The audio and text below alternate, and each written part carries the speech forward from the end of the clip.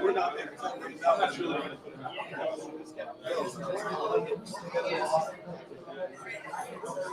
Twice the size. Twice the size. You have to give me higher ceiling.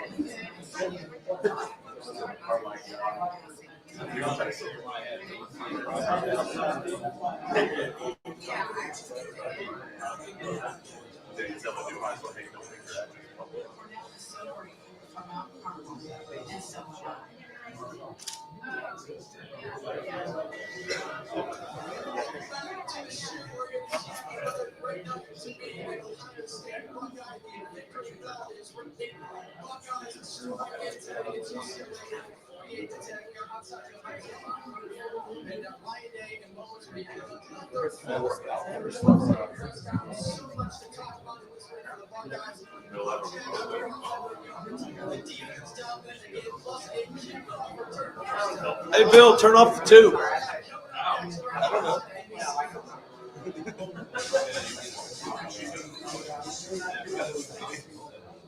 Way to go, Bill. Yeah, Bill.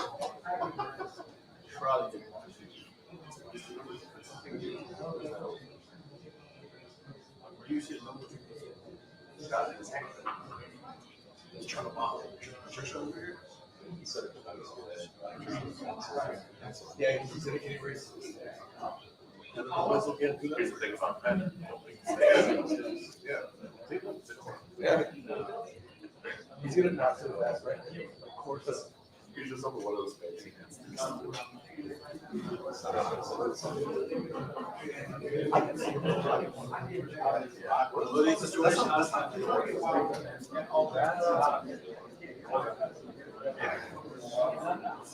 Hey, Bert, what's the it's not it's just I'm not sure. I'm gonna call it a cap. I'm gonna call this a leisure hat. Yeah, I think it's just like a cap. I feel like you have to say cap. You can't say Yeah, it's not a cap. It's definitely a cap. It's like a separate That's thing. definitely a cap. That is That's no cap. What's Patricia's hat called? It's a newsboy hat? It's a newsboy hat. It's a newsboy. Right. It's a newsboy hat. Whatever. Black hat. yeah, black cap. 504 black. I feel like we're like scaffolding. Dearly.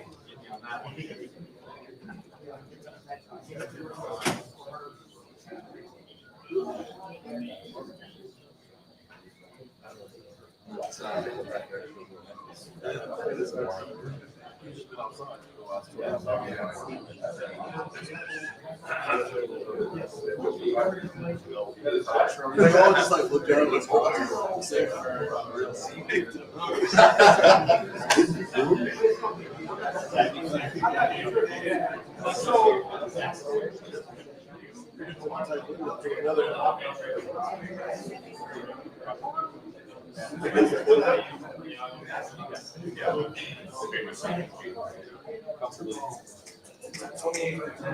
All good things happen. All of those things. My kids at the double. Just find out about it. About 2 hours ago.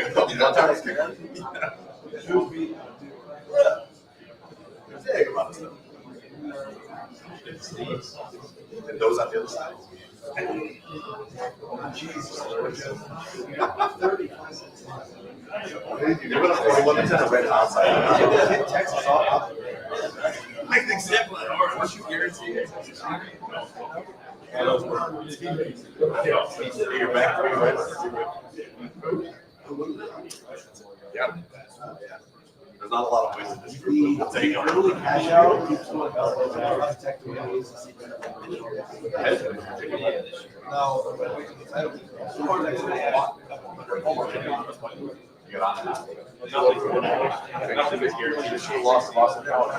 Every week is a battle. Good battle. Until they take them out. Until they beat Georgia. I'd love to do it.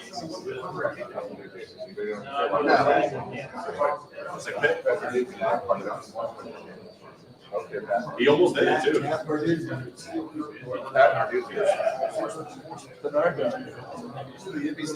Yeah, you didn't see those.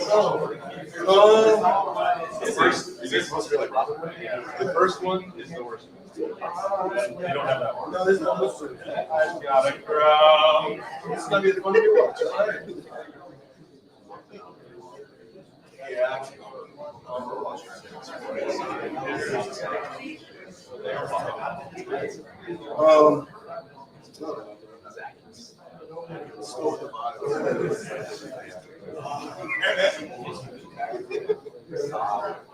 Ended up at 212. 212. 175 of those games.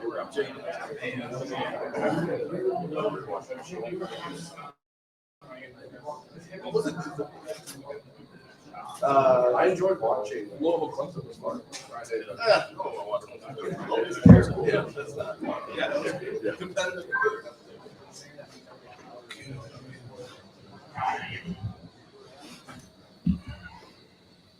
All righty, guys, we'll start here in the front row with Tim May. Thanks, Mike. Ryan, what'd you get out of this game? This game was kind of all over the place when you kind of look back on it a little bit, especially at the start of the second half, but you had to be happy with the first half. Just what's your take on this game overall? Yeah, pretty workmanlike, I think. Thought we had the right approach coming in. We found out kind of, I guess, this morning or today that, Nico may be out. And so that sort of changed things a little bit just in terms of our approach and, our game planning, but not in terms of our mindset and mentality. And that's the thing that, we want to make sure, as we've talked about before, and to bring it every day and have that look in our eye. And I thought we did that again tonight. We ended up, Jeremiah, had a certain amount of plays. We felt like, we're just going to hold him, make sure that, he's at 100% here over the next week. Decided to hold Carnell this week as well. And so, give us an opportunity to play some of the younger guys. And I thought Brandon had a lot of nice, third down catches in there. And then we got able to get the run game going. So defense played strong. And then the kickoff return was great to get, on the field. A lot of hard work was done there to get that on the field and executed. So that was good. But I think it was businesslike, workmanlike. I thought we had the right approach to it. Certainly not perfect, but that's what we need to get to, because the precision and the execution that needs to happen here, over the next couple of weeks is going to be very important. Over to the left, Rob Aller. Yeah, Ryan, what was the situation with Jeremiah, and what does Brandon Ennis mean to this team, especially in a game like this where your two guys were hobbled? Yeah, well, Brandon is a captain, and he's has a big voice. He's a very competitive guy, and sort of has heart and soul that you want as a captain. And I think he's a very good football player. He's a competitive guy. He can do a lot of things, and great to see him. I guess he had 6 catches tonight, but those are big catches. A lot of them were, so that was great to see him do that in this game. And Jeremiah was just having a little bit of a nagging issue there that we just wanted to make sure that we were being really smart with him as we know what's coming down the road here. So Over here to the right, Austin. Ryan, you mentioned Nico not playing. It feels like, are you annoyed that happened? It seems like this defense wants a more meaningful test, and you guys want to challenge yourself, and that wasn't going to happen maybe without him out there. Yeah, I mean, annoyed's not the word. You just you always want to compete against the best players you can, and we're excited about competing against Nico again. But if I say it's not about the opponent, it's about us, then it has to be that way. But hopefully he gets a chance to heal up soon and gets back on the field. I think he's a great player. Front row, Bill Rabinowitz. The run game got going today. What's your take on what got it going? I thought the running backs ran hard. I think, it was on 33 carries for 222. And it looked like just about all those guys averaged over 7 yards a carry. But there was a lot of runs that I saw in there where we were making guys miss on the first level and the second level. In particular, James But, it starts with the offensive line, and, every play sort of looks the same to start with, but like, how are you finishing the plays? And so we're going to get on the film and make sure we're finishing plays downfield. Guys are finishing their guy downfield. The blocking on the perimeter has got to be strong. And that comes down to effort and mindset. Everybody's involved with the run game. And it starts with the offensive line, tight ends, but, Julian's involved. But at the end of the day, it seemed to me like the running backs were getting downhill and running physical. Even I think on one of the touchdown runs by Bo, there was maybe a free hat in the hole, but that's the running game. And sometimes you got to be your own blocker, run guys over and make a miss. That's how it works. But it was good. I mean, so I guess now looking at the last 2 weeks, we've had,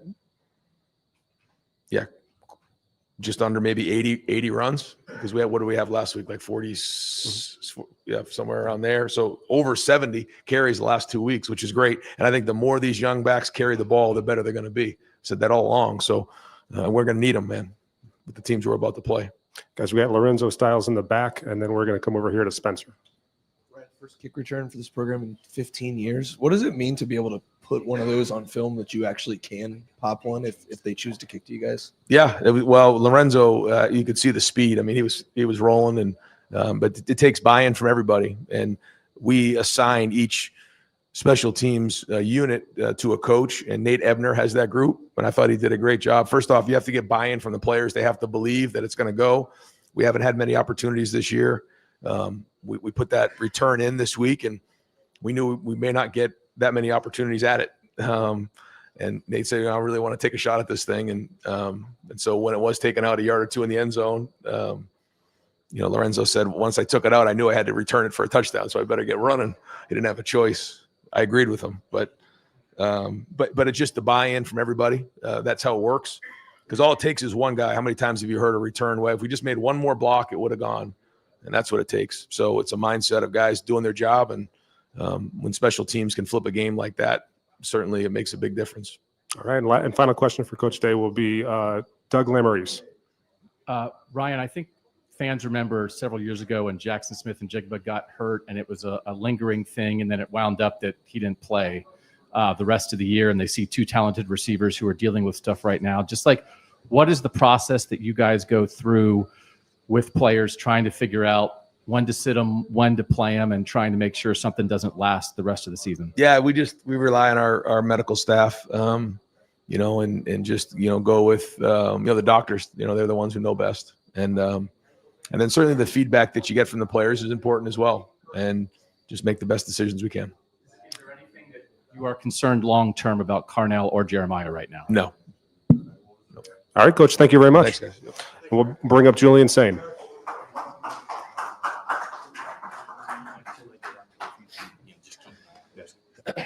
All right, we'll start over here with Steven.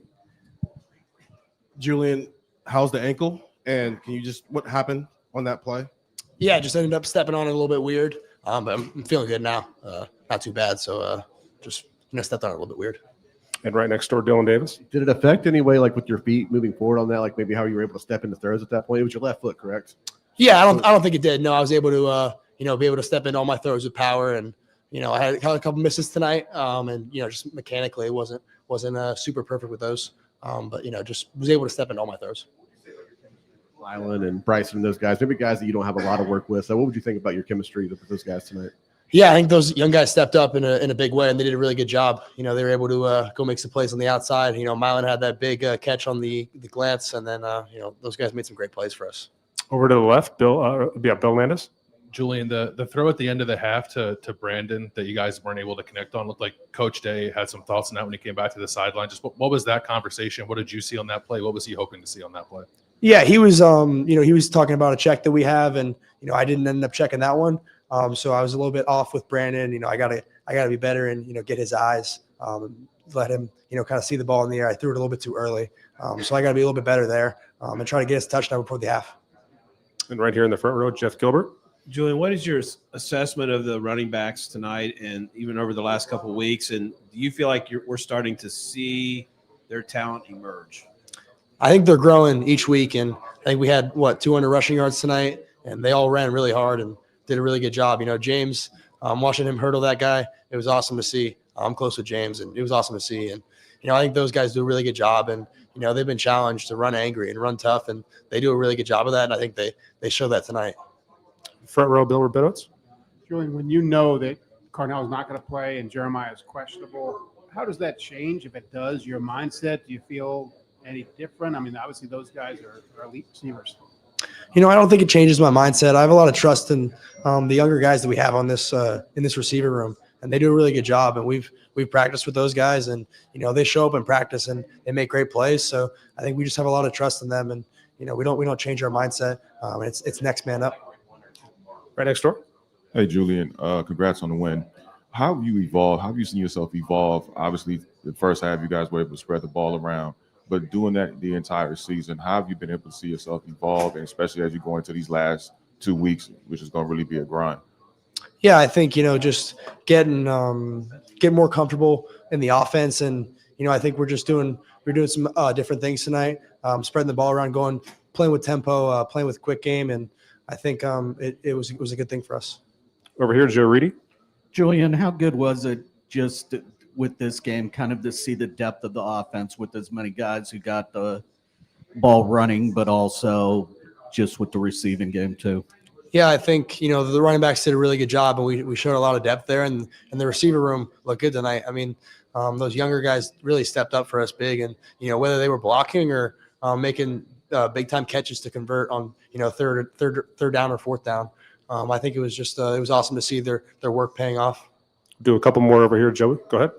Julian, in a game like this, do you miss having Carnell and Jeremiah, or do you like maybe getting to work with some other guys as well and kind of building depth and chemistry with the rest of that? Yeah, I mean, definitely. Those two, Carnell and Jeremiah, are special players. So they're elite receivers, and but we have a good receiver room, and those young guys stepped up tonight. All right, 2 more quick ones. Brendan first. Julian, you're 10 games in. I'm curious, as you've worked on a lot of your game, where are you trying to get better? Where can you be better right now? I think all around I can be better. I can be, getting through my reads quicker, helping us out in protection a little better, just being helping us out in the run game more. I think, all around I'm just trying to improve and keep growing my game to the next level. And then the final question over here, Dylan. Julian, Brandon Ennis, for all of his talent, maybe gets kind of overlooked when you have Jeremiah and Carnell. For him to have a chance to be a featured guy in this offense today, I guess, how good does that feel for you to be able to help him get that? And I guess, what does Brandon Ennis mean to your locker room, even though he maybe gets overlooked sometimes? Yeah, Brandon Ennis is a captain for us, and he shows up every day. So, we know when we get, we had a play designed for him today. We got a certain coverage, and I know he's going to win. I have a lot of faith in him. He made a great catch on that. I think it was third or fourth down. And then they had another fourth down conversion. So I think, this whole offense is a ton of belief and faith in him. And, he's a captain, he's a leader for us, and he brings a lot of juice to the offense. Julian, thank you very much. Thank you. Thank you. Good job, buddy. Thank you.